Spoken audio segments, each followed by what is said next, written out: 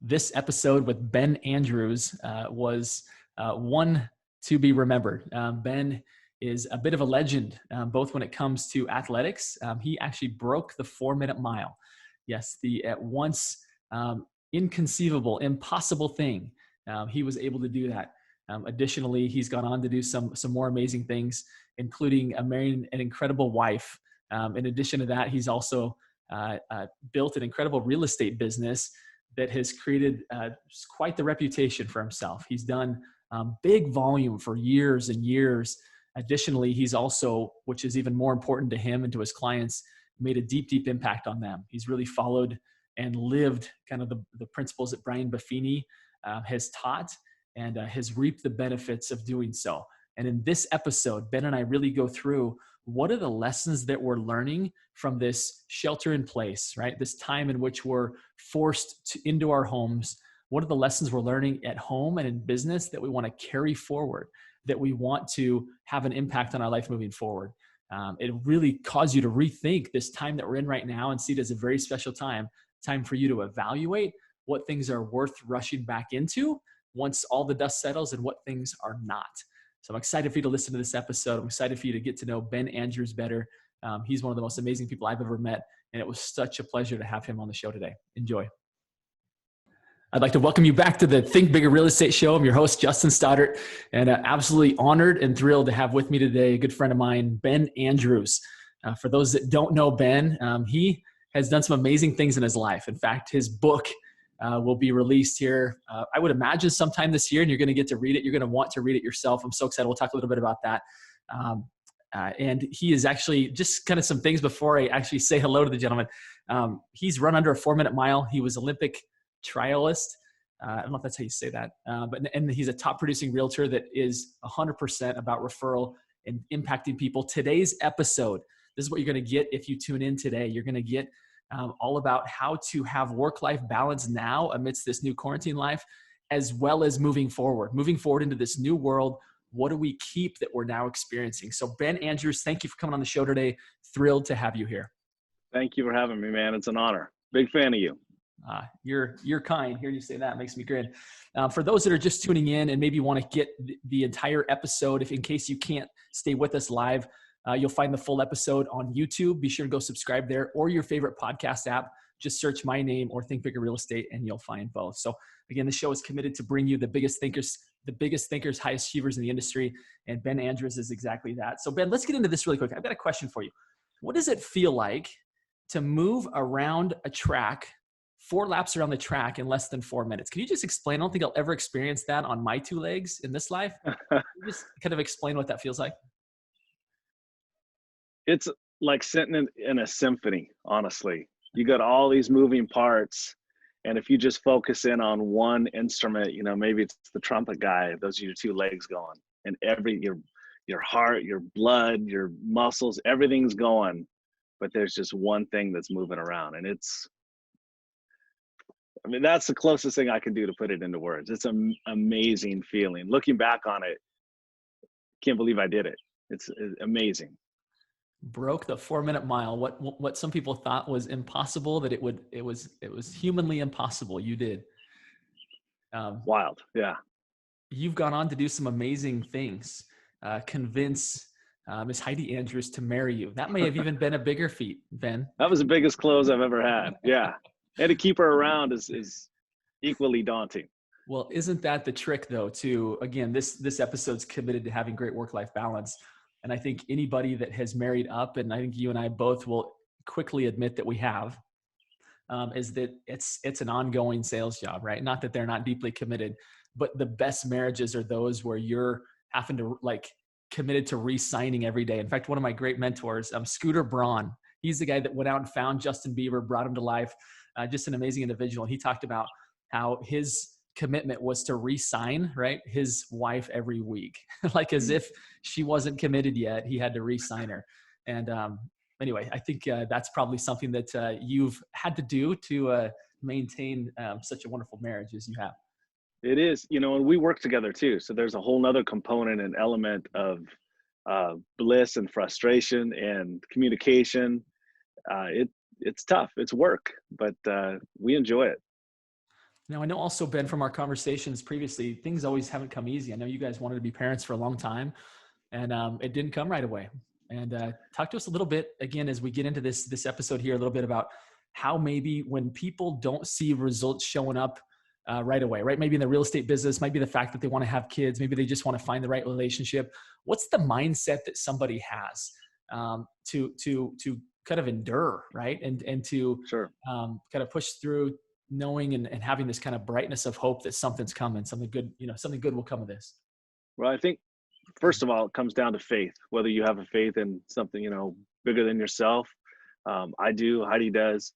We share that faith, and that is a massive cornerstone of our relationship and what we're trying to achieve all of the time. So when we're, trying to have a baby and it's not working out, the faith that, this will happen at some point. If it's in God's will, it will happen.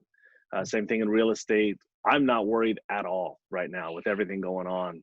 I know that our business is going to not only succeed, but it's going to thrive. I've already got my eyes on a couple of people I'm going to bring on in June and July because I know it's going to happen. And a lot of that is just sticking to my disciplines, Heidi's disciplines. We were doing everything we needed to do to have a baby. And in business right now, I'm doing everything I need to do to succeed in June, July, August, September, and beyond. So just really, it's fundamentals. I almost hear you saying as if you're acting now as if you absolutely know the end result, right? Like I heard you like this Yeah, confidence, absolutely. which I think so many realtors right now, so many people in business period, right, would love to share that hope, right? Would love to say, man, Right. I would love to have such confidence to know that things are going to move forward. And again, I think if you look at anybody who's really gotten ahead in business, in wealth, in life, they realize that during the down times when everyone else is sitting on the sideline in fear, that's actually the time for you to accelerate, right? That's the time Right. that you actually have this advantage, because for the most part, everybody's kind of moving at a similar pace. We only have so many hours in a day. We've got so many commitments, right? The market's doing this, the market's doing that. But when all of a sudden everybody is paralyzed by panic and fear, like it's almost as if, like going back to your race analogy, that like Right. everybody sits down on the track and you get to keep running, assuming you can keep your head right? Assuming you Exactly. can have that faith and that confidence that you're talking about, it allows you to have a significant jump forward, right? In all kinds of areas. Well, I'll tell you, the last downturn, late 2007 through 2012, I didn't have this mindset. So that actually was the making of the man. And anyone who's, struggling right now with confidence, use this time to work this. Jim Rohn says, if you work harder on yourself than you do your job, you go from making a living to making a fortune. And in that downturn, I took a bunch of Brian Buffini classes online. We were broke. We were broke. Um, but I went to work on my head, and that changed absolutely everything for me, our marriage, our family, and ultimately, the 30 people that work for me, and hundreds and hopefully thousands of people I'm going to be able to impact throughout the world. My coach in college always used to tell me, Ben, we're going to get fit to get fit.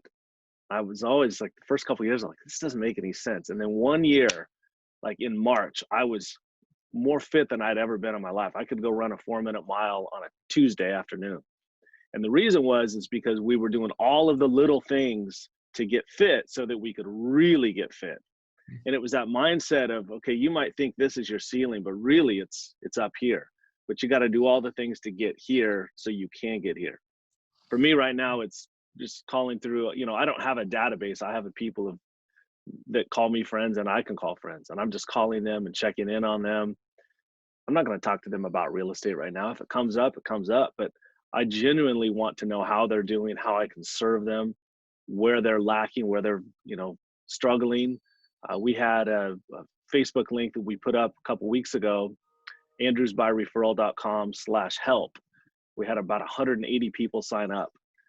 About 30 were people that said, I need help right now. I need help with the groceries. I need help getting prescriptions. I need my lawn mowed. And I had 150 people that I could call on to say, hey, Sally needs this, Jim needs this. And it was a great, just a conduit of hope and love. And that's how we run our business. But it's all about looking down the road and saying, we're doing all of the little things now so that we can get fit to get fit. And you were able to reallocate those resources of people that were in a good spot and kind of Hmm. recommit them to people who weren't.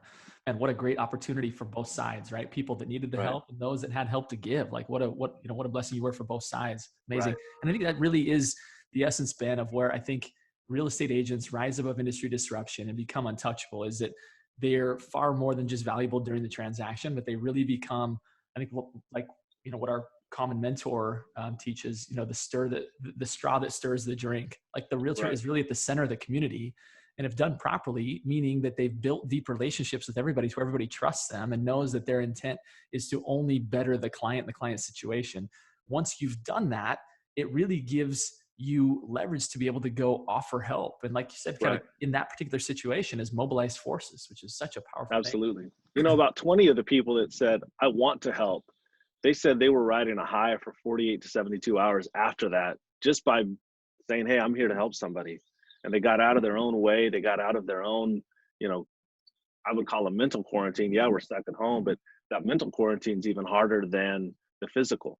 And they were able to say, hey, you know what? I am of value. I can go do something for someone.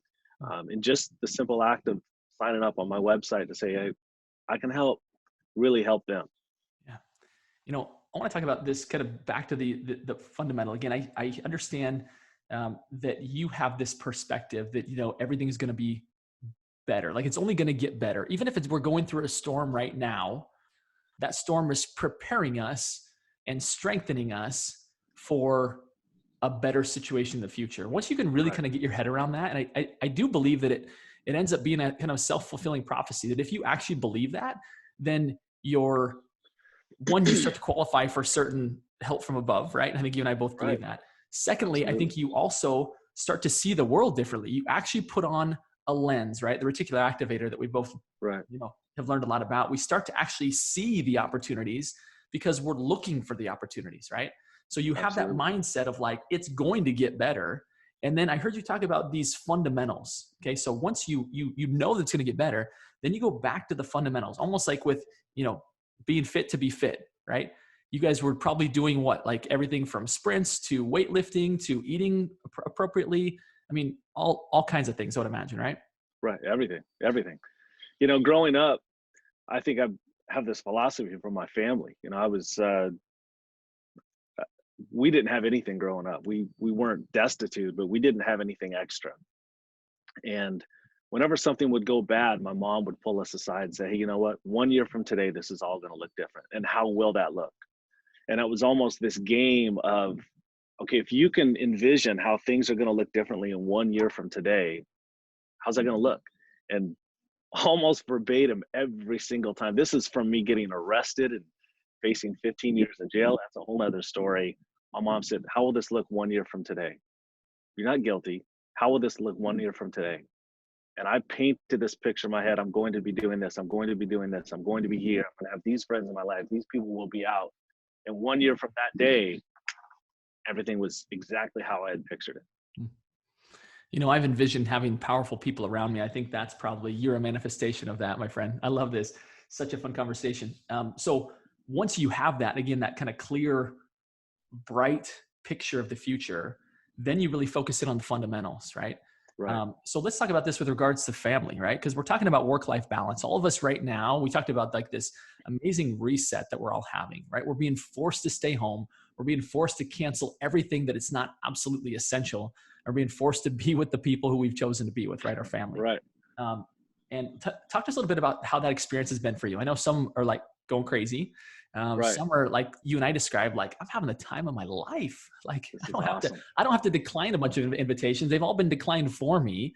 Last Right. night we were up until like 10 o'clock playing Pictionary on a big whiteboard as a family. It was a blast. I don't know when the last time. Yeah. And before that we went on 2 walks yesterday. Like I don't remember the last time we went on walks. That's kind of embarrassing to say out loud, right? Right. But like it's just absolutely this magical time. So talk to us a little bit about how it's been for you and kind of the impact that's having upon you and your overall picture of what you want life to look like. You know, this January 1st, I started using the 5 minute journal, and I'm so thankful that I did, because that has been such a catalyst as to how our family is shaped.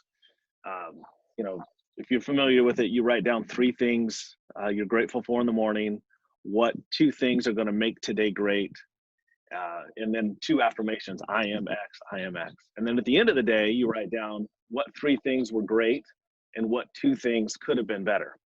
Well, late January, early February, Heidi and I were having a conversation on the couch. Henry was down, and she was talking to me about something, and I was on my phone texting a buddy, and listening to her, but texting and listening to her. And I wrote down the next day, or that night, I wrote down, how could today have been better? I should have focused on Heidi when she was talking to me. And from that day, I'm not 100%, but I'm much more cognizant of that.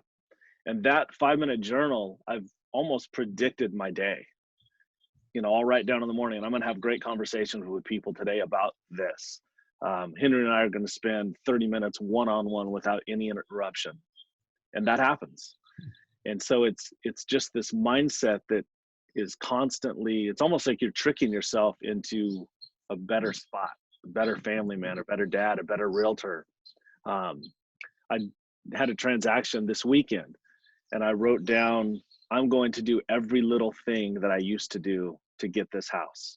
And there were 5, house went on the market Friday. They were reviewing offers Sunday, massive amounts of showing, even though everyone's on lockdown. And there were 5 offers. Ours was the 3rd best. And I asked to present in person. I was able to go to the doorstep and do it with the sellers. They say, oh, we appreciate it, but you know what? We've got 2 other offers that are better than yours, but we'll put you in second backup. Wait. Here's our letter from the seller. They read it. I'm sorry, from the buyer. They read it and they're like, oh my gosh, this family is adorable. I said, yep. And I'm going to text this to your agent. She's standing 6 feet from you, but this is a video from my buyers pleading that they can get this house. They watched the video and they look at it and they just looked up at me and said, job well done. Call them and tell them this is their home. And money, even in this day and age and everything that's going on, money was not the determining factor. It was doing the little things. And I believe, I'm a good realtor, but I think a lot of that had to do with writing that down in the morning, that I'm going to do everything in my power that I have in my toolbox to get these buyers this house. I've learned that, Ben, recently, and I'm getting better and better at applying. I actually have a morning routine now where I get up and I journal. And part of what I write down is, the intentions for the day. I think typically when we journal, we think of like the rear view mirror, what happened, which is valuable for the feedback portion.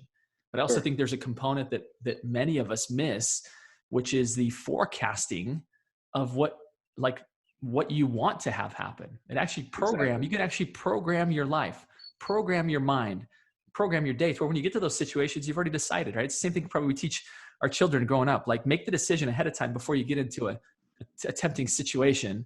Like Right. already make that decision of what you're going to do. And then at that point, it'll be a lot easier to do it. And I Exactly. love the fact that you're seeing that manifest in your business, and what a powerful Yeah. way. Again, going back to the purpose of the show is work-life balance and impacting other people as well. Is that you can decide up front how you're going to impact other people, how you're going to impact your family, how you're going to impact your clients. You decide, right? You're the Right. author, right? Yeah. You're the author of your own book. So write it, pick up the pen, Yeah. right? My dad gave me some great advice as a kid. It was a baseball. We had a guy on third, and there were 2 outs, and I was up. And I was, maybe 4th or 5th grade, and I go up and I'm swinging for the fences, and of course I strike out. And I get back to the dugout, and I'm getting my mitt to go out in the field, and my dad pulled me aside and he said, "What happened?" I said, "Well, I struck out." And he goes, "Yeah, you did. That's okay. But remember, we didn't need a home run. We just needed a hit." And I said, "Okay, I get it." A couple years later, we're in church and we're driving home, and he brings up this baseball. And I said, of course, the sermon was about, loving on your brother. And he said, "Remember that time when you struck out because you were going for a home run?" And I said, "Yeah." And he said, "Well, all you needed was a hit so you could get that guy home. And in life, all you need to do is worry about getting whatever person you come into contact with one base ahead. You don't need to bring them home. That might not be your role. Your role might just be to get them on base. Your role might be to get them to the next base." And if you go through life like that, one, it takes a lot of pressure off of me, like I got to save the world. But if I can have faith that I'm going to get this person to the next base, and then Justin's over there, he's going to get him to the next base, and you have this whole conglomerate of people working, doing good. It makes your job a lot more attainable. I love that, Ben. It really does take the pressure off, doesn't it? Is it in no way, shape, or form are we capable of really getting anybody all the way home anyway, right? So, Right. but I think sometimes when we think that, we overthink it, and so we don't necessarily go out and just do the simple acts of kindness that we otherwise would do, because we're like, oh, what does it matter? Like, they need way more help than that, right? So Right. We don't do anything. Right. Whereas you say, what's the one little tiny thing that I could do today that would help that person? Changes it. Yep. Let's go back to this concept of work-life balance. Obviously, you and I are both absolutely loving this time. Our hearts, of course, go out to all those that are suffering. Yet we're recognizing, and everybody that I talk to, especially people that have probably families, kids, are realizing like, there's some challenges. Don't get me wrong. Especially, I think working moms are probably having a more difficult time than working dads, right?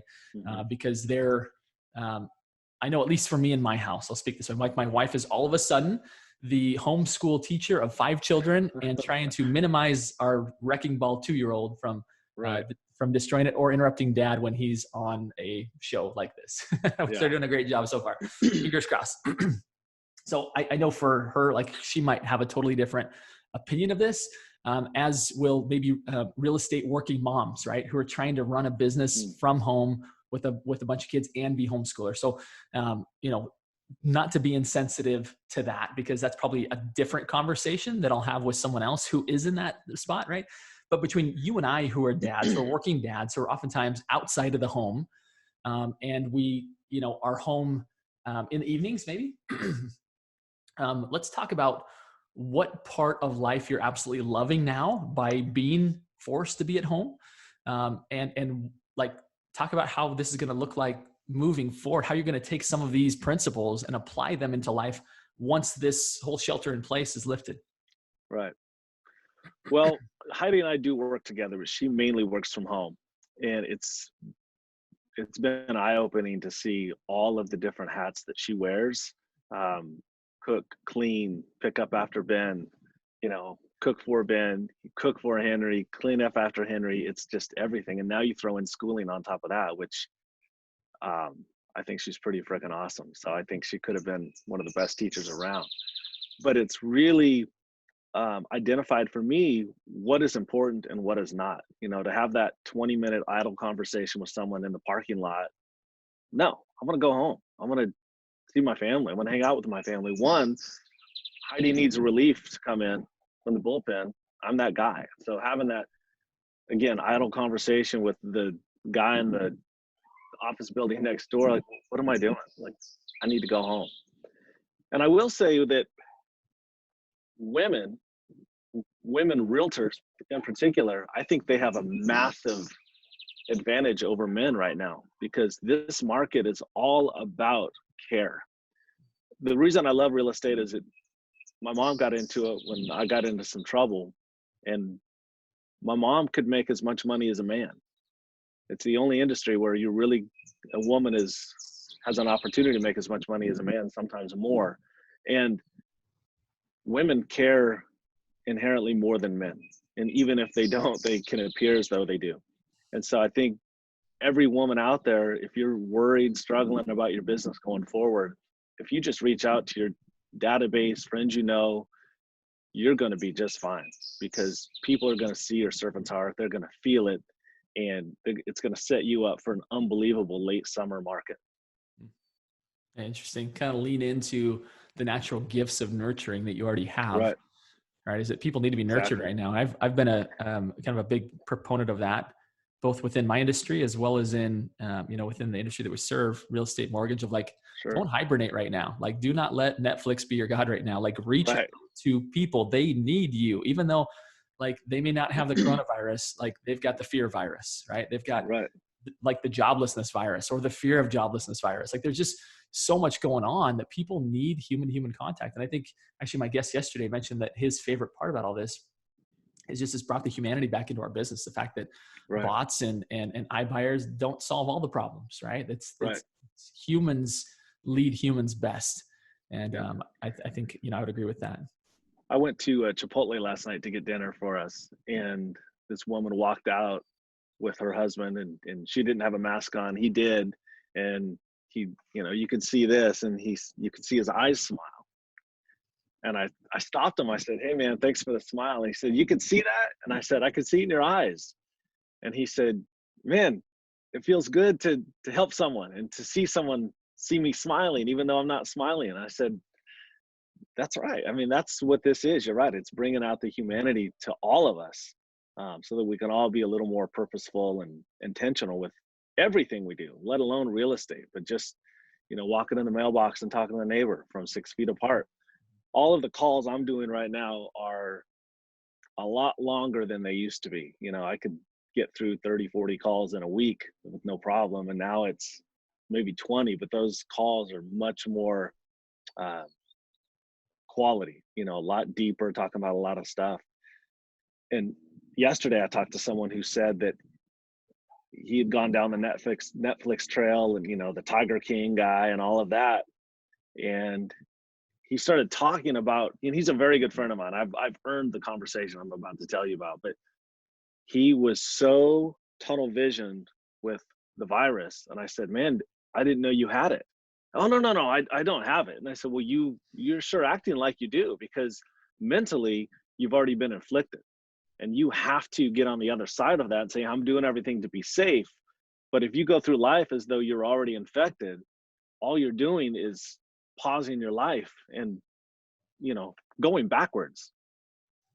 Yeah, yeah, 100%. I think that's the analogy that I shared of people sitting down on the track. There's a lot of people that are in that spot. They're either using this time for entertainment solely, right? And I get that there's some of that, but I would Right. invite everybody to be sure your entertainment actually involves deepening relationships, right? Right.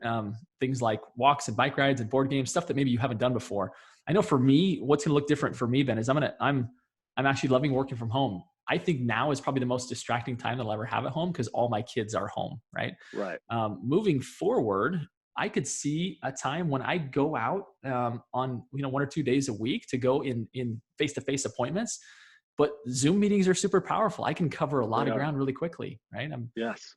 doing masterminds. I'm doing like so much of the stuff that I would have already done that it's actually getting more attendance. And I think one, because people's schedules are a little lighter, but I also Right. think that just the work-life quality balance of being able to be around my kids more often is making me more productive. It's making me just a better dad, a better human being. And Right. I would encourage everybody that's listening to this to obviously realize that this isn't going to be a forever thing, right?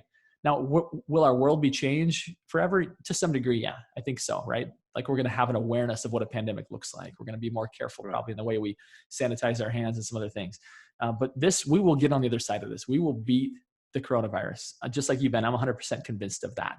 Yeah. Um, and I also think that now this reset time is a good opportunity for everybody to recognize, like, what do I love about this time? There's some things that I don't like, right?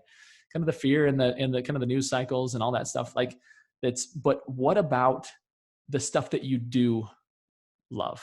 Like, what's the stuff that you were like, man, this is so nice? I would encourage you right now, before we get back into the rush of things. In fact, one of my good friends and clients, Marie Boatsman, said, she said, before we rush back into things, decide what things are worth rushing back into. And I Right. want to highlight that because I think that's so important for all of us to, like, we get a chance right now to kind of redesign life to some degree, right? Not everybody's going to be able to have that good fortune, but I think for real estate agents, your clients are going to be more inclined now more than ever to do a virtual listing appointment, right? One of my clients, Right. Heather Robbins, she said, I'm doing virtual listing appointments. She said, Justin, I don't know if I'll ever go back. Like, I love it. My clients are Right. totally satisfied with it. Of course, in this environment, but even moving forward, I just think that there's so much more we can do without spending so much time in the car, especially those of us that are in Portland, Right. Oregon, right? Where we're Oh yeah.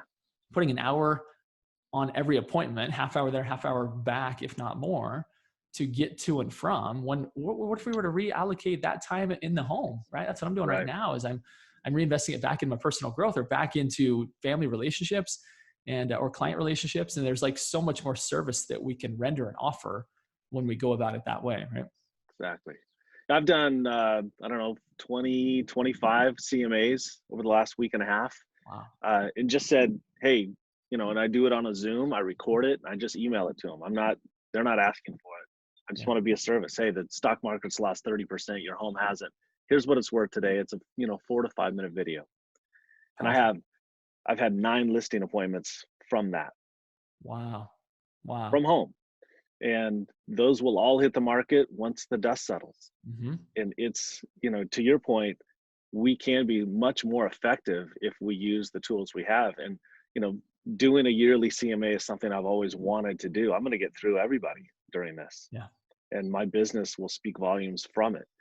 Yeah. And also, I tell my clients I like to build a long runway for a nice takeoff when we do a listing.